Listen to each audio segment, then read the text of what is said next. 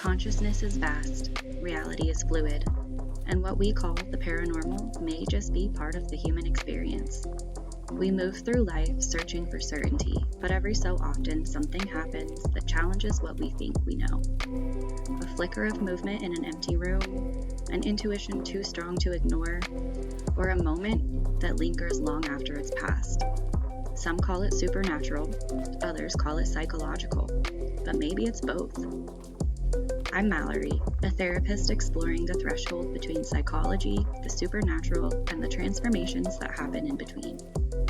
Whether it's unexplained phenomena, personal awakenings, or the ways our subconscious and the unknown intertwine.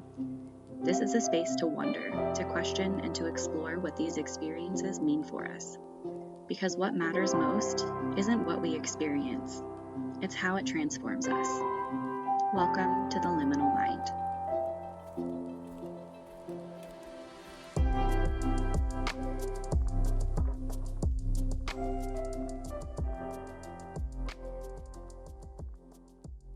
Hey everyone, before we dive in, I want to let you know that this is just the beginning. Jess and I sat down to talk about healing, intuition, and spiritual connection, and what unfolded was way too much to fit into a single episode. We laughed, we were vulnerable, we had deep conversations about the subconscious, and that conversation took on a life of its own. So I've split our time together into a multi-part series. Today's episode begins at the roots. Jess's story of growing up sensitive, how she found her way into hypnotherapy and mediumship, and what happens when talk therapy just isn't enough. Let this be an invitation to settle in, because after this episode, there's more to come. I'm Mallorie, a therapist by profession and explorer of mysteries by nature. Today we have a truly special episode for you. We are exploring the question of spirit communication. When psychics or mediums share messages, are they communicating through spirit, or is the subconscious playing a deeper role? Joining me today is Jess, a gifted psychic medium, trained hypnotherapist, and one of my favorite people. Jess is someone that I have not only worked with personally, but someone that I deeply trust and also have referred clients to, especially when trauma work hits roadblocks. Jess Karas, welcome to the Liminal Mind. Thank you. Thank you for having me here, Mallorie. And hello to everybody who's listening. I'm excited to be here. I'm so excited to have you here. I know that you and I have worked together in various ways for the last, I don't even know how many years. Years. Yeah. You've been along for the ride in my quest to figure out how we combine the psychology and the spirituality, the mediumship, the good and the bad and the weird and the fun. Right. And so I'm really excited to have you on to just have more of a discussion and a back and forth. And I know you have great examples. And when I started this podcast looking at the subconscious mind and psychology, I was like, I have to have Jess on here. She's going to be the best guest to have all of this. So I would really like to start by just asking you to share a little bit about yourself. Sure. How did you first discover your abilities as a psychic medium, and also what led you toward becoming a hypnotherapist? Okay. Was having experiences for as long as I can remember. I wouldn't have had the words to say psychic medium or even to recognize that this isn't happening the same way for everyone around me. Mm-hmm. So it's been part of my life since I was very little. And I was referred to as the sensitive one in my family. And that wasn't necessarily said in a nice way. I think they got tired of me sometimes. But what I would now call being empathic or clairsentience and all these other things that you learn and have a framework for as you get older, you don't as a little one. And I was one of those kids who would have experiences, try to tell someone and hear, oh, you were just dreaming, or, oh, you're so creative. What an imagination. Big imagination you have. When you're little and there's no framework for it, I didn't grow up in a culture where people are talking about that. It wasn't a sort of open. Some of it can be quite scary. And so I had some scary things happen, again, because I didn't understand. And I went for years wondering if there's something wrong with me, if I was, sick or mentally ill or something. So you learn to not talk about it. Right. Which is what makes what we're doing right now so cool. so fun. So that part of my life has sort of always been there. But I was very closeted about it for a long time. I actually went to college and have a degree in education. I intended to be an English teacher. My life did not go that way. I do teach a lot. I just don't teach in a traditional way. Right. And my father died when I was 4. And after a few years, I had a stepfather. Lots of things going on in his life. It was, in hindsight, maybe not the best time for my parents to get married. He was not an easy person to live with. There was a lot of stress, a lot of trauma around that. I had just layers, as you do, of stuff that needed to be dealt with. So I had some really great traditional therapy, did really, really great things, tried some art therapy, just all kinds of things to try to feel better. Right. But there was one issue, and it was really coming through on the physical level as well. There was like a health issue. Nobody could figure out why. There wasn't any clear-cut reason why I should be having this. I tried a lot of different things and finally had seen an ad for hypnotherapy. Literally inside, I was like, okay, I'll go to the witch doctor. I'll try this out, you know. And how old were you at that point? 40. And so I went, and it was a powerful experience. Didn't necessarily go in the direction that I thought it was going to, although I didn't really know anything about hypnosis, so the bar was pretty low. But powerful enough experience that when the opportunity came to be trained in it, I was like, yeah, I want to do that thing. And that was 20 years ago. So I have been a hypnotherapist for 20 years. But you can't shut off who you are.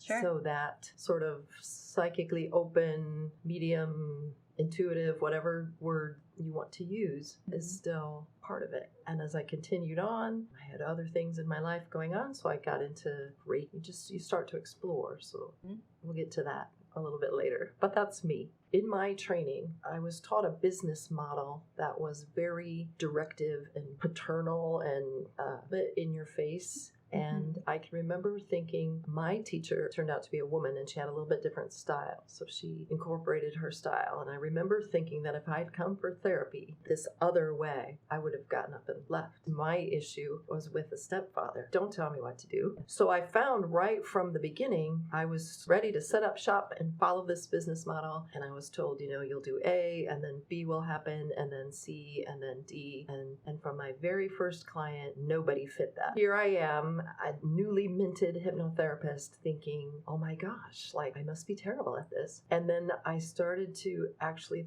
I'm using my spirituality. I'm talking to my guides. I am using my own intuition, and I had to be me. And it turned out to be the best thing ever, because the people that then found me are the ones that also were more comfortable with that. So often, you know, we would start out as sort of traditional hypnotherapy, and then we would have a rapport built and a certain level of trust, and get to a point where I'd be like, would you be open to daring something that I'm getting? And I expected people to be like, no, that's weird. Instead, they were like, sure. And then that spirit-led stuff, the perfect thing that got us where healing can happen, where transformation can happen, which is the whole point. And so over the years, and age has something to do with it too. I don't care anymore. I don't care anymore. Where I just became much more upfront.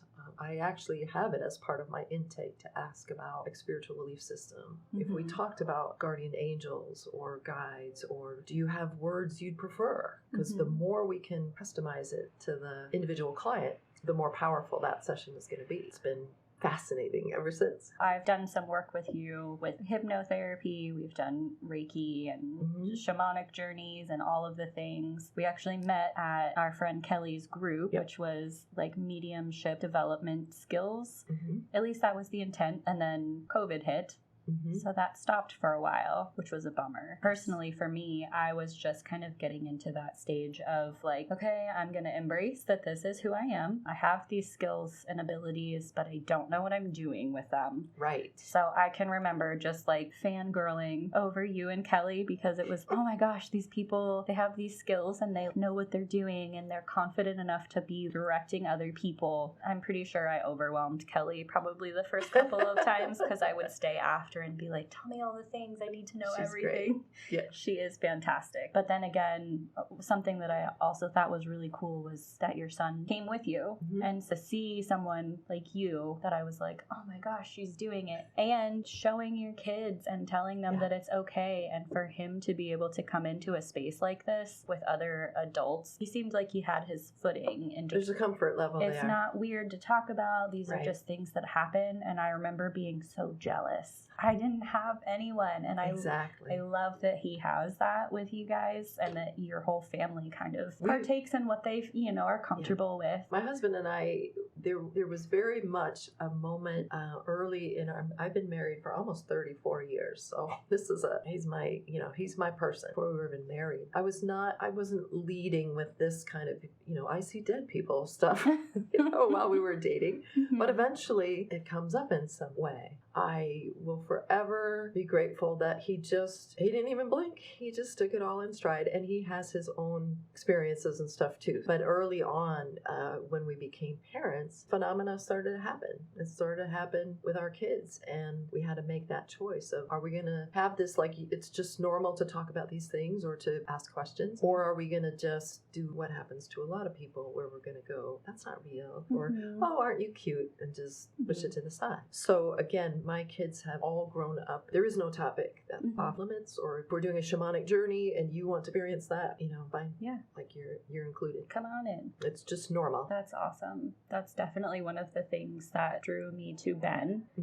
The first time that I met Ben, my husband, I word vomited. All of the weirdness, all of the woo-woo. And granted, there was a mutual friend that had said, like, hey, you guys are both into this, like, weirdo stuff. Maybe you should talk and hang out. And, it was a weird stage in life. But I had an opportunity to just spew all of the things that I never felt like I could talk about. And again, he didn't blink. He shared his stories and his experiences. And I was like, what is this? I can talk to someone about this? Exactly. And then he invited me to this meditation circle and someone that was kind of a mentor to him. And that really opened up a lot of things that I could do, different people that I could talk to. And so that was kind of my spider web of connections that opened up. But then again, I was sort of exploring. At one point, we lived in Boulder, Colorado, and Colorado is a little more crunchy, open to this sort of thing. And then when we came back to Nebraska, it was like culture shock. Let this out and like be this person. And then came back to Lincoln, Nebraska, and was like, oh, yeah. Now I remember why I didn't talk about this with anyone when this group started and where we met.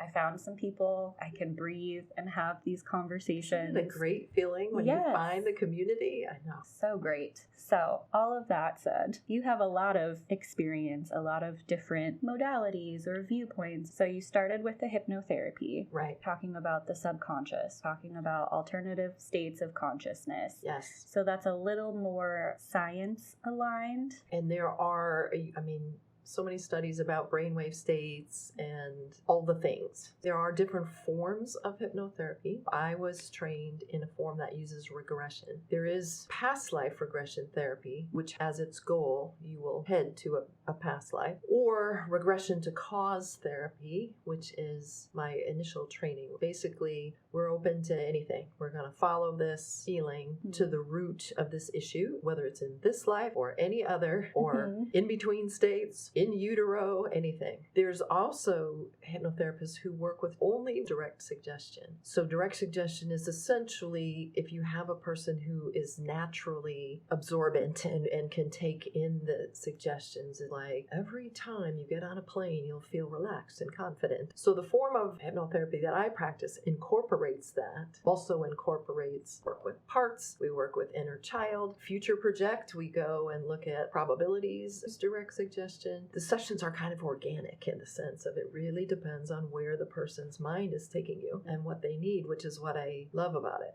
Past life regression is fun too, but to me, it has its time and place, and the direct suggestion only has its time and place, but I like to play with all of them at the same time. Right. So. And the way that you work is really more like someone has a specific issue or a specific thing that they can't work past, so they come to you and have some kind of goal. This thing is bothering me, and we need to figure out a way to like dig in deeper or see what's causing it, versus like a hypnotist in Vegas who just pulls people on stage. Right. So a stage hypnotist, they're very skillful, but the goal, the intent of what they're doing is entertainment. It's not that you couldn't take those same skill set and apply it in a therapeutic setting, but sometimes people ask me, "Gonna make me quack like a duck or whatever?" And it's like, no. When I was in college, I sat in one of my psychology classes and they had a hypnotist come in to do a demonstration. And it was one of those lectures where there's, 200 people. And I remember listening to it and I thought it was just very interesting, talking about brainwave states, things like that. And then at the end, in this conversational tone, he just said, "In a minute, I'm going to drop my clipboard. And when I do, you're going to feel this overwhelming itch in your foot and scratch your foot." It's split second. He dropped his clipboard and about a third of the people in the audience leaned down and they scratched their foot. And I was like, what was that? Now, I didn't. That doesn't mean I can't be hypnotized. I'm not a person who's going to be relaxed and open enough in that setting.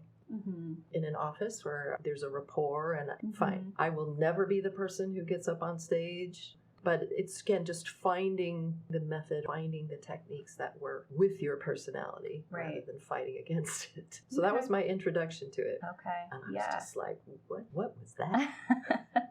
One thing that our listeners might find fascinating is that I have often referred clients to you when we are working on something and we kind of get stuck in that trauma work. Mm-hmm. As both a therapist and someone who values your intuitive work and the skills that you have, I've seen firsthand the power of integrating that spiritual piece with the psychological methods. Mm-hmm. Can you share a little bit about how hypnotherapy and mediumship complement each other in your practice and how that kind of leads to the psychology piece as well? Describe hypnotherapy as being maybe sort of surgical, where we're going right in there for a very specific thing. We're going to neutralize it, process it, come back out, and then send the person back into that therapeutic relationship where they have that support and that ongoing opportunity to talk about things. Again, I believe in all different kinds of things. Try what works.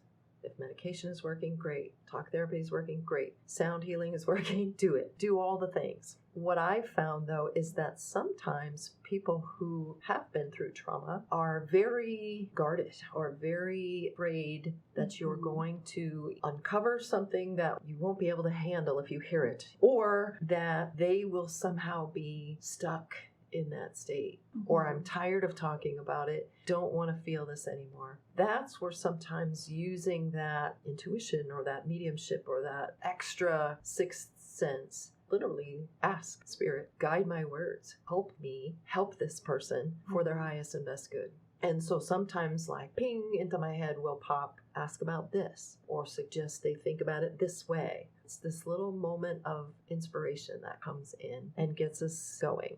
I also explain to people ahead of time, because a lot of times people don't understand hypnosis, and it's not represented well in movies and TV. It's terrible. We start, as you know, because you've listened to me do it, we start with an explanation of how your mind works, what hypnosis can and cannot do, the fact that the person is always in control. They were always awake and aware, open their eyes and be like, I'm done, and walk out of here if they wanted to.